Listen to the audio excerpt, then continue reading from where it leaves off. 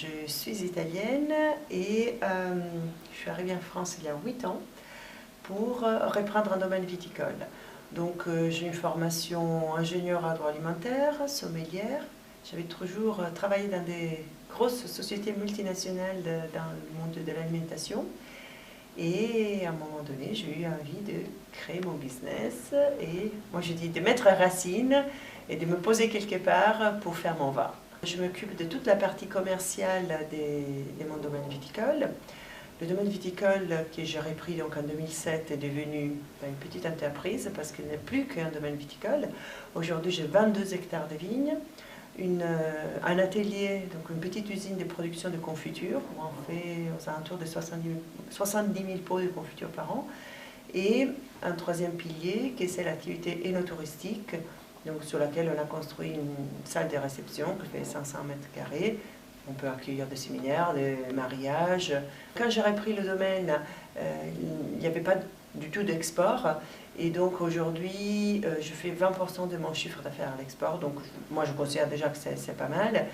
Sur des pays qui peuvent aller entre les États-Unis, le Canada, l'Angleterre, l'Italie, l'Allemagne, donc un peu partout. Même c'est un peu comme ça, mais même à Hong Kong, Singapour, Taïwan, donc des petits pays comme ça. Bon, j'avais envie de reprendre un domaine, mais j'avais jamais fait du vin avant dans ma vie.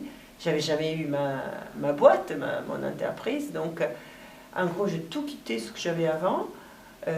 Quand ils ont mouru le projet, j'étais enceinte. Donc, quand je suis arrivée sur le domaine, j'avais un bébé de 6 mois. Et en gros, je fais tout ça tout seul. Car mon mari, même s'il me soutenait d'un point de vue financier premier et aussi moral, parce qu'il était derrière le projet, il avait envie que je le fasse, n'était pas là et il travaillait à Paris. Donc je me suis retrouvée à vivre dans un nouvel pays, une nouvelle région, avec des enfants à amener à l'école, à amener nounou et choses comme ça. Je suis arrivée, j'avais 16 hectares de vignes, aujourd'hui j'en ai 22. Le domaine est entièrement en agriculture biologique, biodynamique, vin nature, donc ça c'était un gros chantier au tout début, c'était une des choses qu'on voulait faire, mais c'était ça.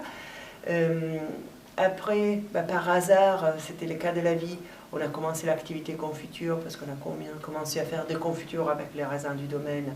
Et donc, ça veut dire qu'on a construit un atelier de production confiture sur le domaine même.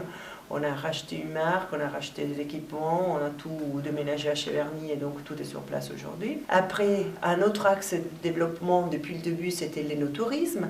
Et l'énotourisme, ça nous a amené à construire une salle de réception qui n'était pas vraiment prévue au départ et qui donc a vu le jour l'année passée, donc en 2014, et qui aujourd'hui elle prend beaucoup de place. Donc cette année c'était vraiment l'année de consolider tout ça. Oui, on a ouvert un nouvel hébergement en forme de barrique, donc ça s'appelle Coup de Foudre, donc c'était la nouveauté de cette année. Oui, si on a un rêve, si on a envie de faire quelque chose, il faut le faire, il faut se lancer, il ne faut pas trop se poser des questions, parce que si on se pose trop de questions, on ne le fait pas.